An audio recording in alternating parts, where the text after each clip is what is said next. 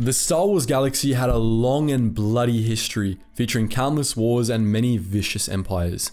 These dark influences effed their taint on many planets, causing them to become corrupted. By the time of the Clone Wars, there were many worlds that were considered cursed in some way or another.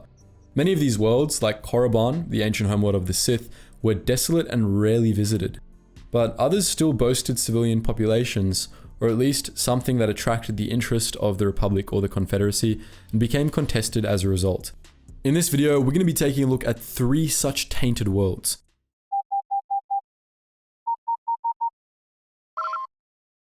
Attention, Sergeant on deck! First, a quick disclaimer. Korriban, the ancient homeworld of the Sith, was the site of a minor battle during the Clone Wars. However, since we've already done a lengthy video on the taint of that world, we're going to leave it off this list in the interests of covering some less well-known worlds. First off, we have Renvar. This icy world didn't have nearly as dark a taint as the other 2 planets on this list, but there were still lingering Force scars left on this world.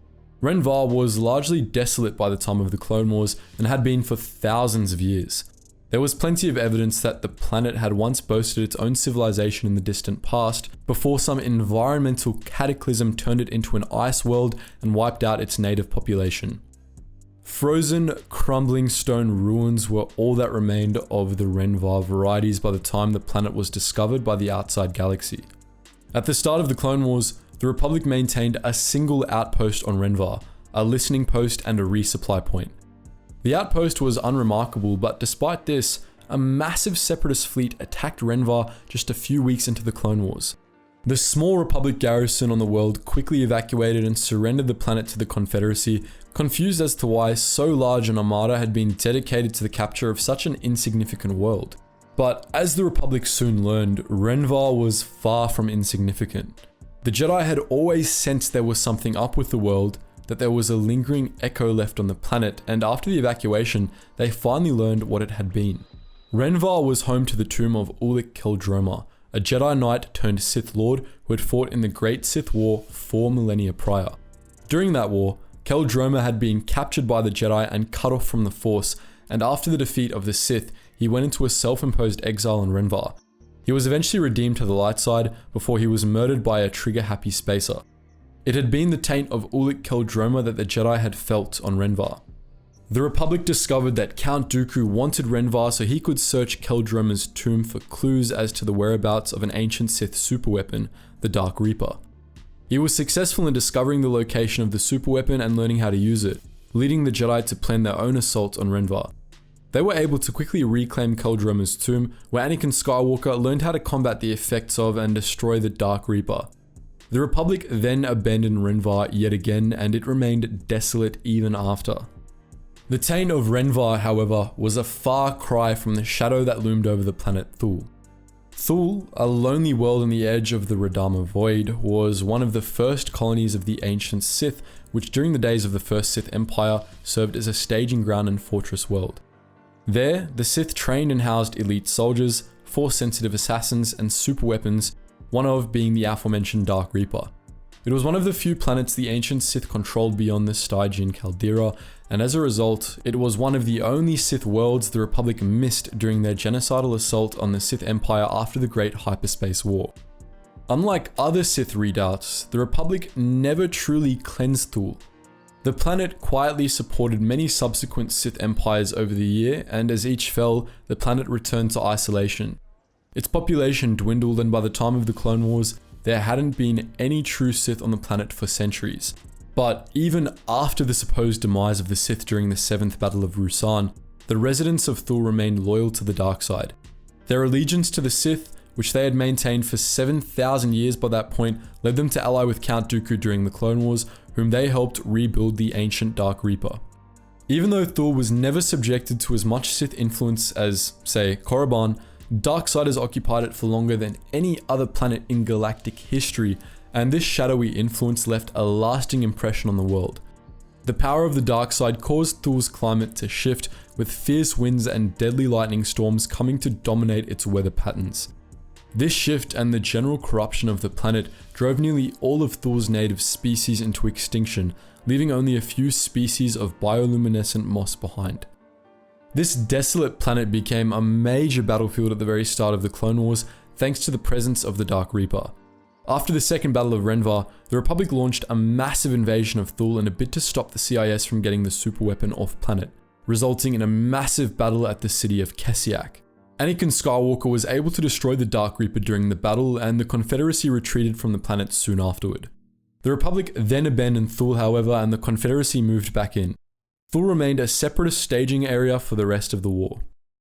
Most of you are probably familiar with the Battle of Onderon, in which a local group of loyalist rebels waged a guerrilla war against separatist occupiers to restore their supposed true king, Ramses Dendip. Watching that arc of the Clone Wars, you probably wouldn't have guessed that our heroes were fighting over one of the most tainted worlds in the entire galaxy. After all, Onderon looked pretty lively and more or less safe, nothing like the other, more desolate worlds on this list. But Onderon was a world of many dark secrets, which left the planet cursed. Outside of the heavily fortified city of Aziz, Onderon was a vast jungle, absolutely thick with vicious predators. The need for a strong defense against these predators was why Aziz was built and fortified in the first place, and for thousands of years, simply walking around outside of the city was considered a death sentence. It was a death sentence. In fact, banishment into the jungles was Onderon's version of the death penalty. It was extremely difficult for settlers to even make small patches of the jungles relatively safe, as most of Onderon's monsters weren't native to the planet. They were instead native to Duxon, Onderon's demon moon. Duxon was covered by an even denser jungle and featured even more vicious monsters, and it was so hazardous that only the Mandalorians were ever able to create a permanent settlement there. Every few weeks, Duxon would pass so close to Onderon that their atmospheres would merge, allowing monsters from Duxon to fly down to Onderon, constantly repopulating its jungles with nightmare creatures. But killer creatures weren't the only shadow that Duxon cast over Onderon. The Demon Moon was also home to the tomb of Freedon Nad, an ancient Dark Lord of the Sith who, years before, had ruled Onderon with an iron fist. His bloody reign left a permanent taint on Aziz, and from his tomb on Duxon, his shadowy influence made the beasts of both worlds crueler and more vicious. It was also believed to have a dark influence over the planet's monarchs, who, even up to the time of the Clone Wars, still had the blood of Freedon Nad in their veins. Even after the Jedi purged the nadists from Onderon shortly before the Great Sith War, the planet remained a cruel and violent place. To make matters worse, millennia of war had intensified the cursed nature of Onderon and Duxon even further. Both Onderon and Duxon were major battlefields in both the Great Sith Wars and the Mandalorian Wars, and just a decade after the end of the Mandalorian Wars, Onderon was torn apart by a brutal civil war, which laid waste to most of Aziz. With each successive battle, Onderon became a darker and darker place, and the taint from these wars lasted for thousands of years. Ahsoka Tano may not have known it, but she was fighting to restore the heir of a Sith Lord to the throne of a deeply cursed world. So those are the stories of 3 cursed planets that became battlefields during the Clone Wars. But what do you think? Would you like to see full videos on any of these battles or planets? Let us know in the comments section below. And just before you click on those suggested videos, guys, make sure you check out our new channel called The Braved, where we go through all different eras to find the most badass individuals of these eras and transform it into epic video forms. That's the first link in the description. And if you're more keen on music, we have our Relax Jack music channel, where we take music from that channel and use it in a lot of the videos you listen to here. And if you want access to a behind the scenes Discord where you can chat to myself and the team who make these videos, as well as some exclusive content, then do consider donating to our Patreon. And if you just want to join our wider community, make sure you check us out on our main Geetsly's Discord and our currently under construction Geetsly's gaming network, which is going to be coming back better than ever. Anyways, guys, as always, thank you so much for watching, and I hope to see you in the next video.